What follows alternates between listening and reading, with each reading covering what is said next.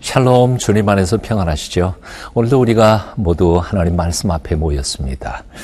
말씀이 우리를 변화시켜 주시는 하나님의 놀라우신 은총, 여러분과 함께 하시기를 축원드립니다.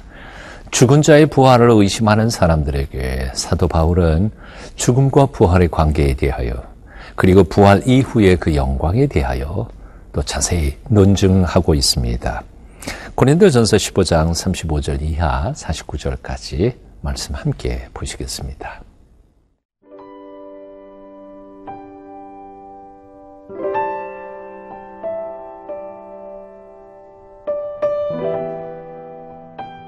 고린도전서 15장 35절에서 49절 말씀입니다. 누가 묻기를 죽은 자들이 어떻게 다시 살아나며 어떠한 몸으로 오느냐 하리니, 어리석은 자여, 네가 뿌리는 씨가 죽지 않으면 살아나지 못하겠고, 또 네가 뿌리는 것은 장래의 형체를 뿌리는 것이 아니요 다만 밀이나 다른 것의 알맹이 뿐이로되, 하나님이 그 뜻대로 그에게 형체를 주시되 각 종자에게 그 형체를 주시느니라. 육체는 다 같은 육체가 아니니 하나는 사람의 육체요, 하나는 짐승의 육체요, 하나는 새의 육체요, 하나는 물고기의 육체라. 하늘에 속한 형체도 있고 땅에 속한 형체도 있으나 하늘에 속한 것의 영광이 따로 있고 땅에 속한 것의 영광이 따로 있으니, 해의 영광이 다르고 달의 영광이 다르며 별의 영광도 다른데 별과 별의 영광이 다르도다. 죽은 자의 부활도 그와 같으니 썩을 것으로 심고 썩지 아니할 것으로 다시 살아나며, 욕된 것으로 심고 영광스러운 것으로 다시 살아나며, 약한 것으로 심고 강한 것으로 다시 살아나며, 육의 몸으로 심고 신령한 몸으로 다시 살아나나니, 육의 몸이 있은즉 또 영의 몸도 있느니라. 기록된 바 첫사람 아담은 생령이 되었다 함과 같이 마지막 아담은 살려주는 영이 되었나니, 그러나 먼저는 신령한 사람이 아니요 육의 사람이요 그 다음에 신령한 사람이니라.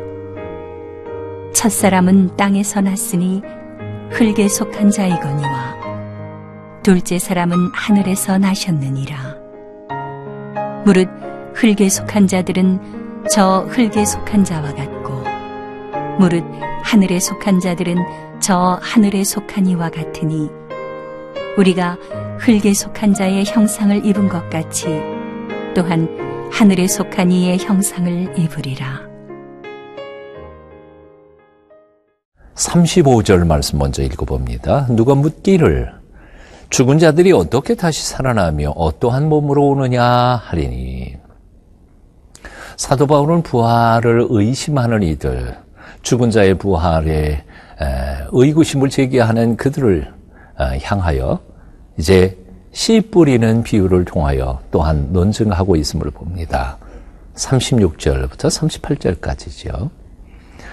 어리석은 자여, 내가 뿌리는 씨가 죽지 않으면 살아나지 못하겠고, 또 내가 뿌리는 것은 장래의 형체를 뿌리는 것이 아니요 다만 밀이나 다른 것의 알맹이 뿐이로되, 하나님이 그 뜻대로 그에게 형체를 주시되 각 종자에게 그 형체를 주시느니라. 사도 바울은 부활을 의심하는 사람들을 향하여 이렇게 담대히 외칩니다. 어리석은 자요 라고 외칩니다. 왜 그들이 어리석을까요? 예, 그들은 하나님의 전능하심을 믿지 못하기 때문입니다. 자신의 연약함과 하나님 같은 동등하게 취급하고 생각하기 때문입니다. 두 번째로 그들은 자신의 이성의 한계를 인정하지 않기 때문입니다. 그리고 세 번째로 곰곰이 생각해 보면 우리의 일상사, 우리의 경험 속에서 부활에 대한 논증거리는 수도 없이 이해가 많기 때문입니다. 그래서 사도 바울은 바로 이 세 번째, 우리의 경험 속에서 이야기할 수 있는 부활의 논증거리를 씨 뿌리는 것에서 비유를 찾고 있음을 봅니다. 자, 우리가 씨를 뿌릴 때 그 씨를 뿌리지만 그 씨는 땅속에 들어가서 자기 개체로 말하면 죽는 것이 아니겠습니까? 하지만 정말 죽는 것입니까? 아니죠. 거기서 싹이 나고 자라서 더 많은 열매들을 거두게 됩니다. 그런데도 불구하고 많은 사람들이 그 씨 뿌리는 땅 속에서 죽어가는 그 씨의 개체만 생각하고 그 이후에 나타날 영광스러운 풍성한 열매를 기억하지 못한다면 이 사람이야말로 어리석은 자라는 거죠. 이 사람이야말로 어리석은 자라는 것입니다. 우리 인간의 죽음과 부활도 역시 마찬가지라고 생각합니다. 우리는 분명히 죽습니다. 하지만 그것은 죽음으로 끝나는 것이 아니라 오히려 다른 형태의 생명으로 다시 태어나는 그 길이 바로 이 죽음과 부활이라고 생각이 됩니다. 애벌레를 보셨죠? 애벌레가 자신의 몸을 칭칭 감고 번데기 속에 들어가 숨습니다. 어떻게 보면 마치 우리 죽은 시신을 관에다가 뉘어서 장사 지내는 거하고 비슷하지 않아요? 애벌레로서는 어쩌면 그것은 마지막 끝일지 모르겠습니다. 하지만 우리가 잘 압니다. 그 애벌레는 이제 새로운 형태의 몸으로 나비가 되어 그 꼬치를 찢어서 밖으로 나와 맑은 창공으로 날아오르게 됩니다. 자, 애벌레는 죽은 것일까요? 아니요. 다른 형태의 생명체로 다시 부활하여 창공을 나르게 된 것입니다. 이런 점에 있어서 부활에 대한 세상적인 경험이나 논증거리는 수도 없이 많습니다. 사도 바울은 바로 그것을 지적하고 있는 것입니다. 자, 이런 점에서 사도 바울은 아름다운 신앙의 고백을 42절 이하에서 하고 있음을 봅니다. 죽은 자의 부활도 그와 같으니 썩을 것으로 심고 썩지 아니할 것으로 다시 살며 욕된 것으로 심고 영광스러운 것으로 다시 살아나며 약한 것으로 심고 강한 것으로 다시 살아나며 육의 몸으로 심고 신령한 몸으로 다시 살아나나니 육의 몸이 있은즉 영의 몸도 있느니라. 여러분, 이 부활의 신비를 믿으시겠습니까? 이 부활의 놀라운 영광스러운 메시지 앞에서 여러분 장차 하나님께서 우리에게 주실 놀라운 축복을 기대하면서 살지 않으시겠습니까? 사실 믿음은 선택입니다. 신앙생활, 우리가 이 소망만 분명히 가진다면 그렇게 어려운 일은 아닐 것이라고 생각합니다. 오늘도 소망 가운데 하나님 나라 바라보시고 부활의 능력 안에서 승리하는 하루 사시기를 축원합니다.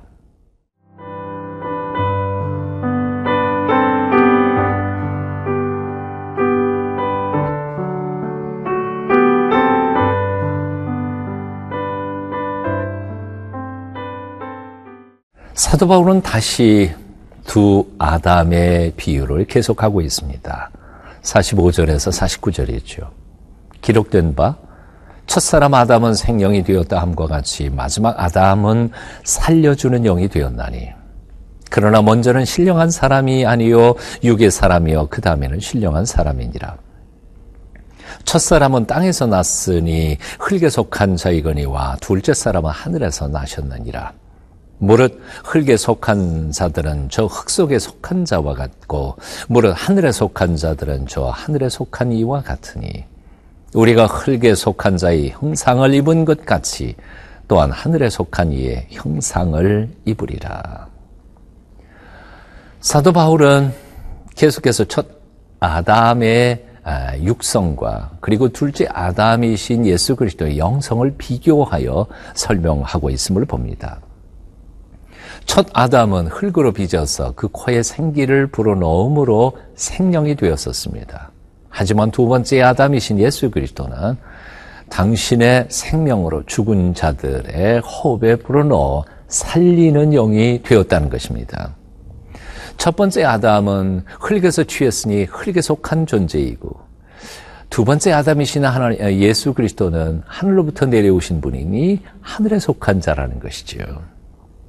우리 또한 흙에서 취했으니 흙에 속한 사람이었지만 그러나 두 번째 아담이신 예수 그리스도로 말미암아 이제는 영생하는 하늘에 속한 자들이 되었다는 겁니다. 아주 논리적이고 분명합니다. 자, 이제 말씀은 분명하게 우리 앞에 드러나졌습니다. 우리 앞에 길이 두 가지입니다. 하나는 아담의 길이고 또 다른 하나는 예수님의 길입니다. 하나는 흙에 속한 길이고 또 다른 하나는 하늘에 속한 길입니다. 말씀하셨죠. 신앙은 선택입니다. 그리고 결단입니다. 하나님의 놀라우신 말씀 앞에서 여러분은 어떤 길을 택하시겠습니까? 아담의 길입니까? 아니면 예수님의 길입니까? 둘째 아담으로 오셔서 우리의 죄값을 모두 치르시고 부활의 소망을 주신 예수 그리스도 안에서 참 평화를 누리실 수 있기를 축원합니다. 그분이 우리의 소망이십니다. 기도하겠습니다. 우리의 경험이 아주 분명하다 하지만 우리는 우리가 보고 들은 것조차도 온전히 깨닫지 못하는 어리석은 사람들임을 고백합니다. 흙에서 취해서 흙에 속한 첫 아담의 길을 벗어나서 하늘에 속한 살려주시는 둘째 아담이신 예수 그리스도 뒤를 쫓아가는 부활의 증인들이 되도록 우리를 붙잡아 주시옵소서. 예수님의 이름으로 기도하옵나이다. 아멘.